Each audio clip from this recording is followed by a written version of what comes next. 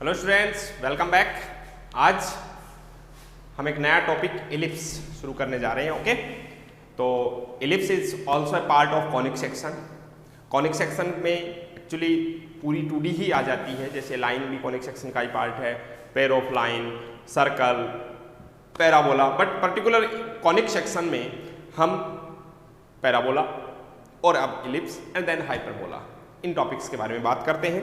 तो थोड़ा सा इसकी डेफिनेशन पर जाने से पहले मैं बात करना चाहूं कि आपने पैराबोला में क्या कहा था कि parabola is the locus of A point P,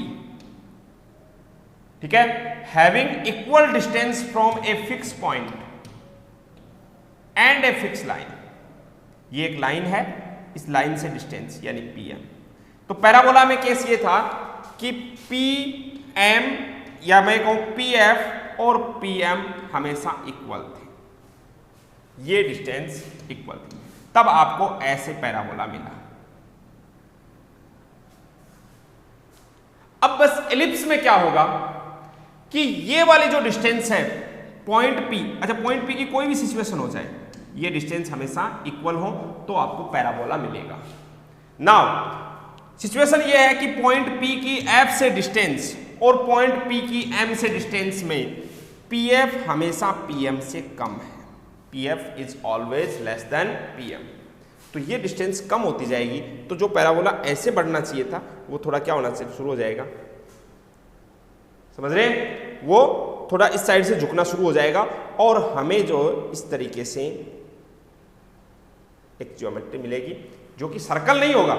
circle की तुलना में सर्कल तो एकदम क्या होता है, पूरा सर्कल में दोनों साइड यानी ये हॉरिजॉन्टल और वर्टिकली इक्वली क्या होता है, डिस्ट्रीब्यूट रहता है।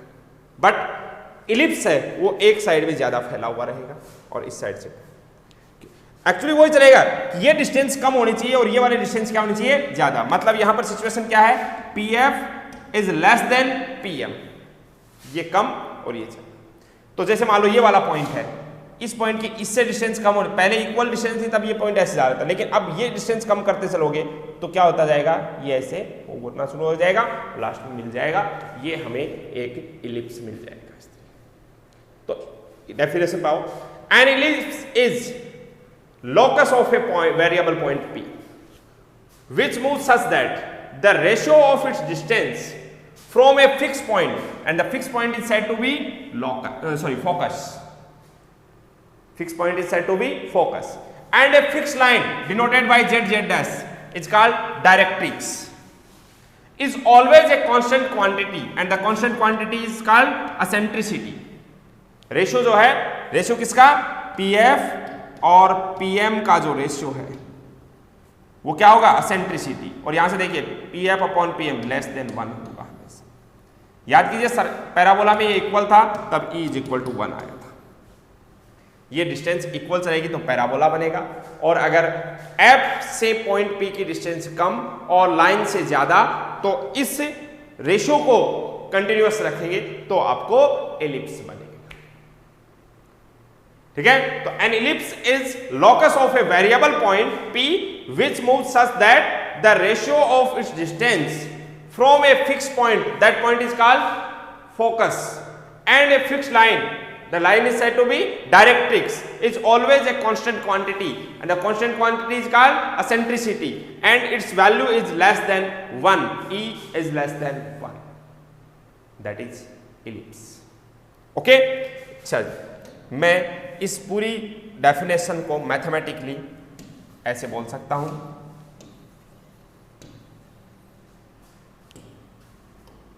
कि जो P से F तक की डिस्टेंस और P से M तक की डिस्टेंस, PM क्या है, perpendicular drawn from point P to the line Z dash, ठीक है, is always equal to E and less than 1, and it is said to be PF is always less than PM. अब देखिए ellipse में भी अगर बात करें, ellipse दो टाइप से हो सकते हैं अपने स्टैंडर्ड फॉर्मेट में, एक तो ऐसे और एक इस प्रकार से। अब देखिए एक्चुअली ये सर्कल ही है, बस इसमें क्या हुआ, ये A और ये मतलब हॉरिजॉन्टल लेंथ और वर्टिकल लेंथ ये a ग्रेटर देन b, और यहाँ पर ये b और ये हॉरिजॉन्टल वाली a लेस देन b। तो इलिप्स सर्कल को या तो ऐसे हॉरिजॉन्टल फैला दिया या वर्टिकल फैला दिया। ये तो स्टैंडर्ड फॉर्मेट की बात कर रहा हूँ। याद करें स्टैंडर्ड फॉर्म क्या होती है, सर्कल की स्टैंडर्ड फॉर्म जब उसका सेंटर ओरिजिन हो, तो इलिप्स की स्टैंडर्ड फॉर्म क्या होगी, जब उसका सेंटर ओरिजिन होगा, ये सेंटर ओरिजिन होगा। और जैसे पैराबोला की स्टैंडर्ड फॉर्म क्या होती है, जब उसका वर्टेक्स है वो ओरिजिन हो। 4 सिचुएशन बनती है, एक ऊपर, एक नीचे, एक लेफ्ट में, एक राइट में। ओके, तो अभी हम स्टैंडर्ड इक्वेशन तक जाएंगे, लेकिन उससे पहले सिर्फ डेफिनेशन पर बेस्ड एक क्वेश्चन करेंगे, जैसे हमने पैराबोला में किया था वैसा इक्वेशन यहां पर है। Find the equation of an ellipse whose focus is -1,1। Focus क्या है, -1,1, and directrix is x - y + 3। Directrix एक लाइन होगी x - ठीक है, and eccentricity is equal to 1/2। Parabola में एसेंट्रिसिटी गिवन नहीं होती है, क्योंकि पैराबोला की एसेंट्रिसिटी फिक्स है, E = 1 होता है। अगर इक्वेशन पैराबोला की होती तो ये, अगर पैराबोला बनता तो ये ऐसे बनता, तब आप क्या कहते हैं, PF = PM। बट मैंने एक डायग्राम बना दिया आपके सामने, एक रफ डायग्राम ही है, ठीक है। ये एक इलिप्स है, और इलिप्स पर जितने कोई भी पॉइंट है, उस पॉइंट के कोऑर्डिनेट मैंने x, y ले लिए। अकॉर्डिंग टू डेफिनेशन P की F से डिस्टेंस यानी PF और P की M से डिस्टेंस, उसमें रिलेशन क्या होना चाहिए, PF is less then PM। आपको शो हो रही है PF is less then PM, ठीक है। अब आते हैं डेफिनेशन के अकॉर्डिंग, हम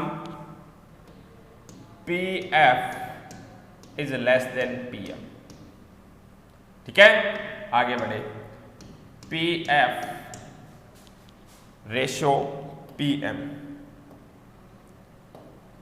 PF ratio PM is less than 1, ठीक है, and the ratio is said to be eccentricity।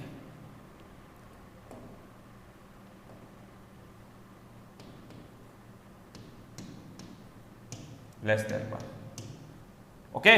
अब यहां से देखिए, क्या आप ऐसे बोल सकते हैं, PF is equal to EPM, okay. अब आ जाओ PF कैसे फाइंड आउट करेंगे, root distance between 2 point, x2 - x1 का whole square plus y2 - y1 का होल स्क्वायर। ये हो जाएगा x - -1 का होल स्क्वायर यानी +1। देख लो इधर, x - -1 का होल स्क्वायर +1। ये पॉइंट P कहीं भी हो सकता है, इसमें इतना जाने के पॉइंट P कहीं भी हो सकता है, ओके। अच्छा जी, प्लस y - 1 का होल स्क्वायर, E की वैल्यू 1/2, ओके।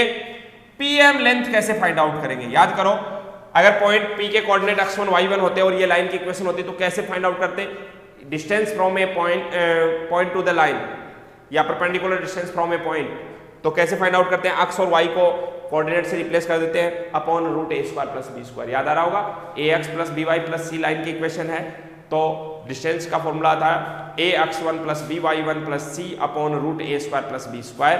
तो ऐसे ही यहाँ पर भी x को रिप्लेस करना x से, y को रिप्लेस करना y से, क्योंकि आपका ये पॉइंट भी वेरिएबल पॉइंट ही x y है, तो एज इट इज आ जाएगा ऊपर, तो equation x - y + 3 upon √a², x का कोएफिशिएंट 1 है, और b² यानी y का कोएफिशिएंट -1 है, ओके।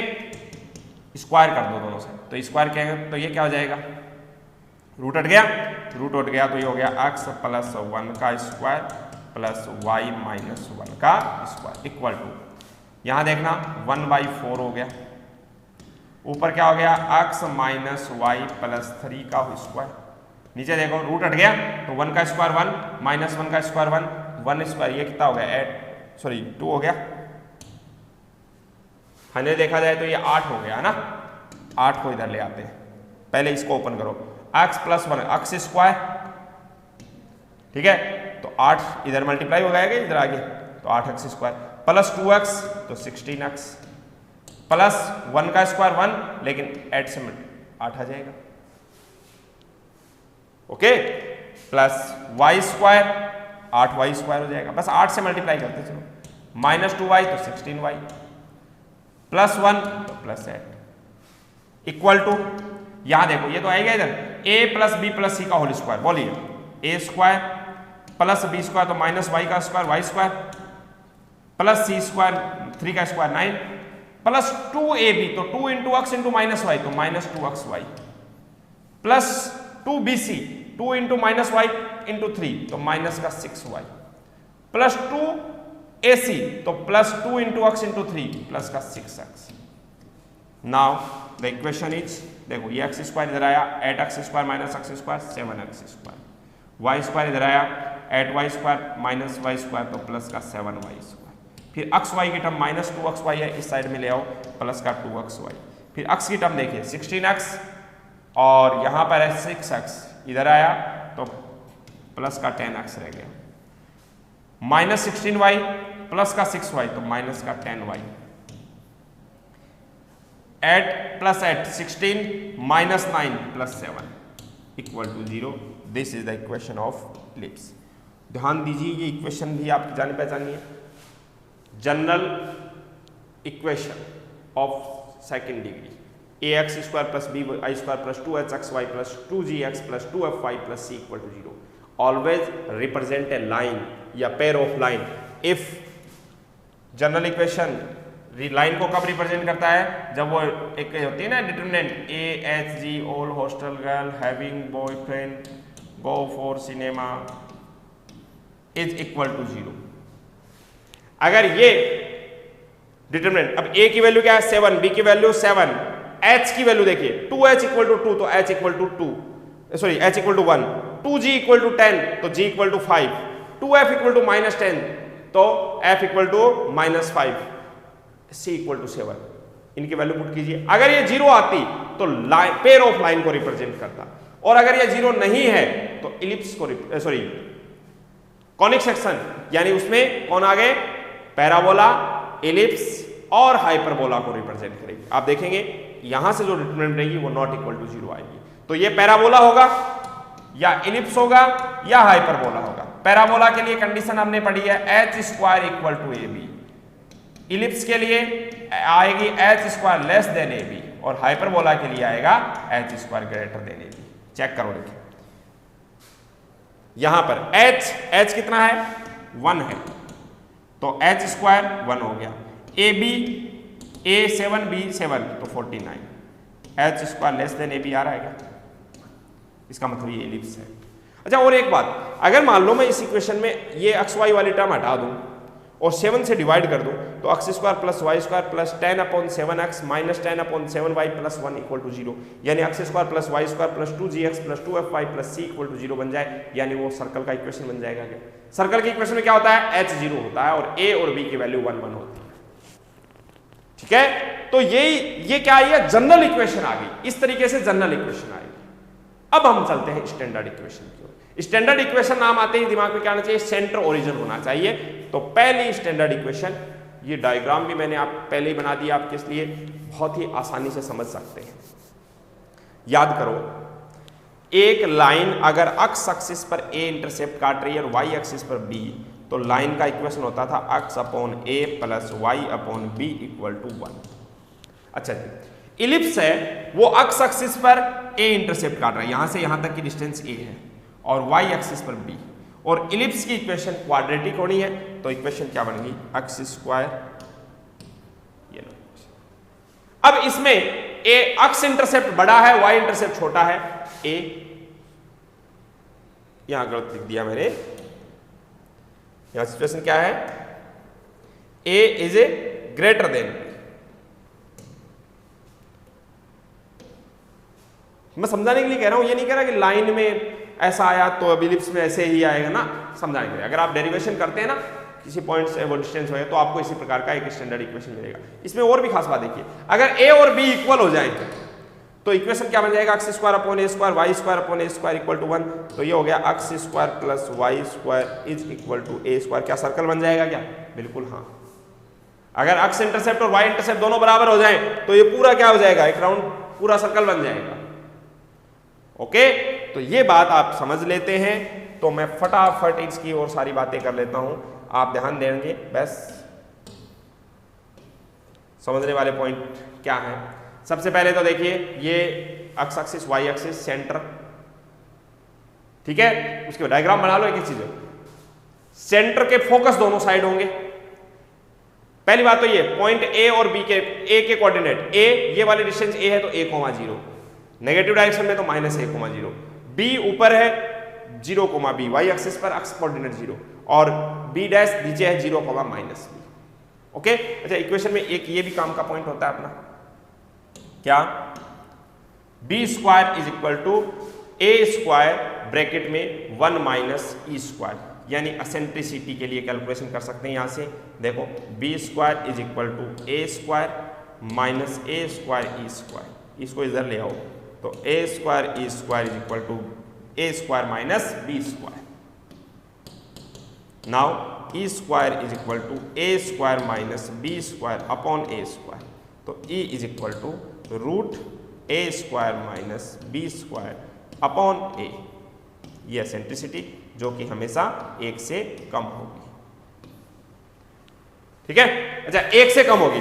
अब 1 से कम वैल्यू को किसी नंबर से मल्टीप्लाई करने पर वो नंबर कम हो जाएगा क्या? तो आप देख रहे हैं कि फोकस जो है वो a से पहले है। ठीक है, तो फोकस के कोऑर्डिनेट a, e, 0। अब इस फोकस फर्स्ट को फोकस के कोऑर्डिनेट a, e, 0 तो दूसरी के -a, e, 0। फोकस से जो लाइन जाती है उसे हम क्या कहते हैं? लोटस रेक्टम, जिसका इक्वेशन ये किसके, अच्छा ये y एक्सिस है तो x इक्वल टू 0 इसकी इक्वेशन, ये x एक्सिस है तो y इक्वल टू 0, इसके पैरेलल इक्वेशन है तो x इक्वल टू a, इसके पैरेलल है तो x equal to -a। L1 और L1 डैश ये लोटस रेक्टम फर्स्ट है और L2 और L2 डैश ये सेकंड लोटस रेक्टम है। अगर यहां पर L1 के कोऑर्डिनेट आपको चाहिए तो आपको क्या करना है? इक्वेशन में जाओ, x equal to a e put कर दो। x equal to a e put करने पर भाई ये वाले x equal to a e put किया तो a स्क्वायर ई स्क्वायर ये कैंसिल आउट हो गया, ये उधर चला गया। ठीक है, ए ई स्क्वायर रह गया, 1 - e स्क्वायर उधर चला गया, ये b स्क्वायर भी चला गया उधर, तो b स्क्वायर की वैल्यू a स्क्वायर इंटू में 1 - e स्क्वायर, तो एक्चुअली यहां पर हो जाएगा a स्क्वायर इंटू में 1 - e स्क्वायर का होल स्क्वायर, तो y इक्वल टू आ जाएगा a ब्रैकेट में 1 - e स्क्वायर, तो y का प्लस माइनस में, तो इसका y कोऑर्डिनेट a ब्रैकेट में 1 - e स्क्वायर और इसका माइनस में आ जाएगा। यहां पर अगर बात करें तो x equal to -a, equation में x equal to -a put करेंगे, y की वैल्यू आएगी, एक तो आएगी a ब्रैकेट में 1 - e का स्क्वायर जो सेम ही आएंगे उसके, और ये -a, 1 - e स्क्वायर। समझ लीजिए ये सारी चीजें। फिर ऐसे ही अगर फोकस इधर है तो अच्छा वर्टेक्स क्या होते हैं? जो आपकी मेजर एक्सिस है, डायरेक्ट इसमें मेजर एक्सिस बोलेंगे इसको, एक्स एक्सिस को तो, और वाई एक्सिस को क्या बोलेंगे? Minor axis. मेजर एक्सिस के जो एंड पॉइंट्स हैं उन्हें अपन वर्टिसेज कहते हैं। तो वर्टिसेज के कोऑर्डिनेट a, 0 और -a, 0। अच्छा ये डिस्टेंस किसी पॉइंट की फोकस से है और ये डिस्टेंस किसी पॉइंट की डायरेक्ट्रिक्स से है। ठीक है, तो डायरेक्ट्रिक्स कैसे बनेगी? डायरेक्ट्रिक्स इससे आगे है, इससे क्या है? आगे। तो फोकस है x equal to a e और डायरेक्ट्रिक्स में x equal to a upon e। ध्यान दीजिए e की वैल्यू क्या है? 1 से कम है, 1 से कम जैसे 1/2, तो a को अगर 1/2 से डिवाइड कर देते हैं तो वो 2a बन जाएगा, उससे ज्यादा बन जाएगा। ठीक है, x इक्वल टू a, इधर वाले डायरेक्ट्रिक्स आ जाएगी x इक्वल टू -a। ये पूरा सिस्टम आप अच्छे से समझ लीजिए, नोट कर लीजिए, डायग्राम बना लीजिए पॉज करके। ये सारे पॉइंट्स आ गए इसके अंदर, मैं 1 बाय 1 सारे पॉइंट्स आपको शो करना चाह रहा हूं। देखो सबसे पहले center origin. Okay, now major axis x axis और x एक्सिस का equation y equal to 0, minor axis y axis x equal to 0 उसका इक्वेशन। प्रिंसिपल एक्सिस x यानी माइनर और मेजर दोनों एक्सेस को कंबाइंड फॉर्मेट, कंबाइंड रूप से एक साथ क्या कहा जाता है? The combined equation of major axis and minor axis is known as principal axis. इन दोनों को एक साथ अगर लिख दिया जाता है तो क्या बन जाती है? Principal axis. Vertices, the end point of the major axis are called vertices. इसका मतलब a और a dash, a, 0 -a, 0। Focus a, 0 और -a, 0।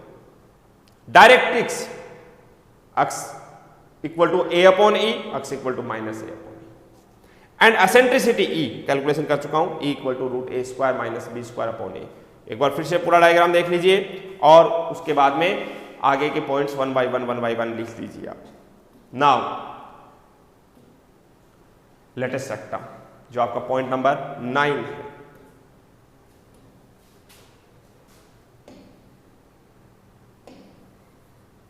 ओके, ये आपका 9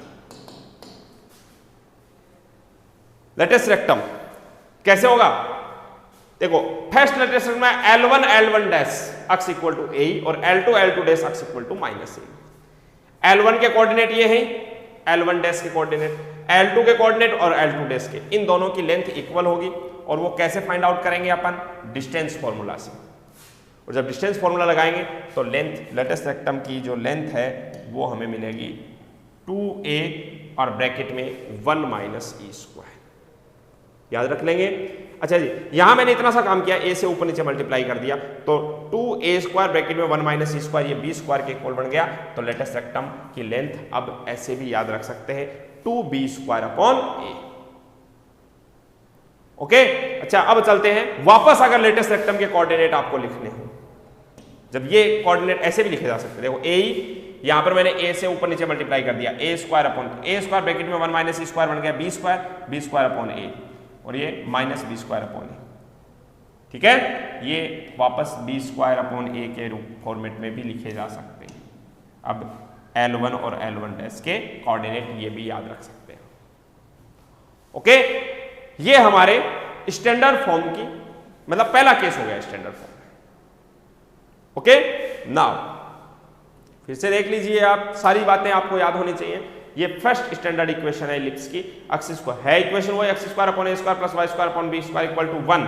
यहां a ग्रेटर देन 1 है, इसमें फोकस के coordinate, directrix, latus rectum, length of latus rectum, ये सब फाइंड आउट करने होते हैं। लेंथ ये दोनों, ये यहां से यहां तक की तो होगी। अब आगे बढ़ते हैं। Second, x square upon a square plus y square upon b square equal to 1 where a is less than b। तब बस सिचुएशन बदल जाएगी। पहले क्या था, b square is equal to a square bracket में 1 माइनस ई स्क्वायर, यहां पर हो जाएगा a square is equal to b square bracket में 1 माइनस ई स्क्वायर।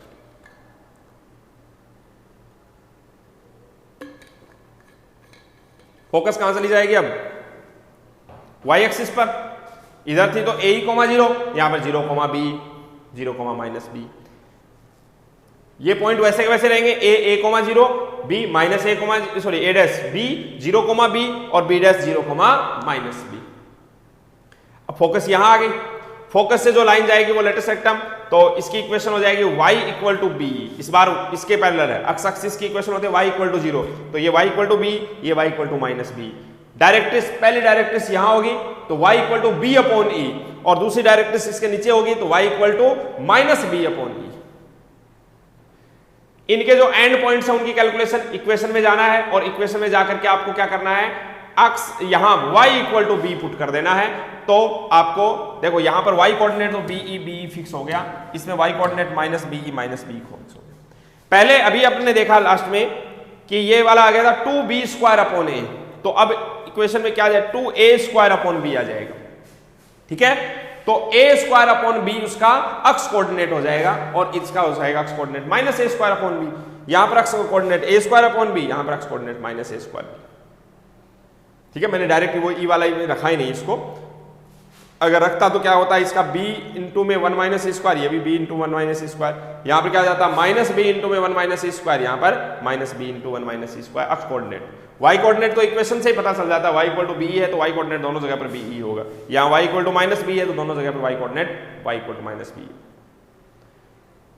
ये डायग्राम बना, डायग्राम बनने के तुरंत बाद में फटाफट आप इस डायग्राम को भी देख लीजिए, अच्छे से देख लीजिए। यहां पर से एसेंट्रिसिटी की कैलकुलेशन करूं मैं, एसेंट्रिसिटी कैलकुलेशन करने के बाद में आपको जो रिजल्ट मिलेगा वो डायरेक्ट लिख रहा हूं। क्या मिलेगा इस बार, b square minus a square upon A, sorry b, उसमें क्या आया था,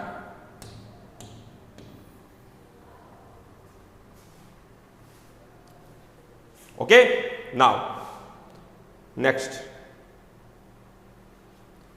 फटाफट इन पॉइंट्स, इस बार मैं ये लिखे नहीं है, मैं आपसे चाहूंगा फटाफट लिखेंगे। तो सेंटर O 0 0, मेजर एक्सिस होगी इस बार y y डैश, जिसका equation x equal to 0। Minor axis x axis होगी, यानी x डैश, जिसका equation y equal to 0। Principal axis दोनों को एक साथ, पहले मेजर और फिर माइनर एक्सिस को अगर कंबाइंड लिख दिया जाए तो ये क्या बन जाएगी, प्रिंसिपल एक्सिस। वर्टेक्स इस बार कौन होंगे, बी होगा एक तो, 0, बी और b dash 0, minus. Focus F1 0, BE और F2 0, minus b. Directrix Z1 Z1 dash, directrix क्या होगी, y equal to B upon E और Z2 Z2 dash y equal to minus b upon e. Eccentricity E is equal to root b square minus a square upon b, always less than 1। Latus rectum L1 dash, equation क्या होगी, y equal to b ई और L2 dash, equation क्या होगी, y equal to minus b. And दोनों से length कितनी होगी, L1 dash और L2 डैश, दोनों की लेंथ इक्वल होगी और वो लेंथ कितनी हो जाएगी, 2a square upon b, 2a square upon b. ये क्या है, हमारा एलिप्स का इंट्रोडक्शन के लिए लेक्चर था। अब हम एलिप्स के आगे मतलब इसमें स्टैंडर्ड इक्वेशन से रिलेटेड क्वेश्चंस करेंगे। देन स्टैंडर्ड इक्वेशन से हम आगे बढ़ेंगे, एक एलिप्स और एक लाइन, जैसे सर्कल पैराबोला में किए हैं, उसका इंटरसेक्शन, उसके टेंजेंट होने की कंडीशन, ये सब हमें आपको पढ़ने हैं। ओके, तो अब हमारी 2D है वो बिल्कुल अब एंडिंग पर ही चल रही है। जैसे एलिप्स हो गया, एलिप्स के बाद में हाइपरबोला भी छोटा टॉपिक है। कल का लेक्चर इंपॉर्टेंट होने वाला है क्योंकि इससे रिलेटेड हम क्वेश्चंस करेंगे। उसके बाद में आप अपने NCERT या राजस्थान बोर्ड की जो बुक है उसमें से जो भी क्वेश्चंस है वो फटाफट आप कर सकते हैं। ओके, चलिए अभी के लिए इतना ही। Thank you so much.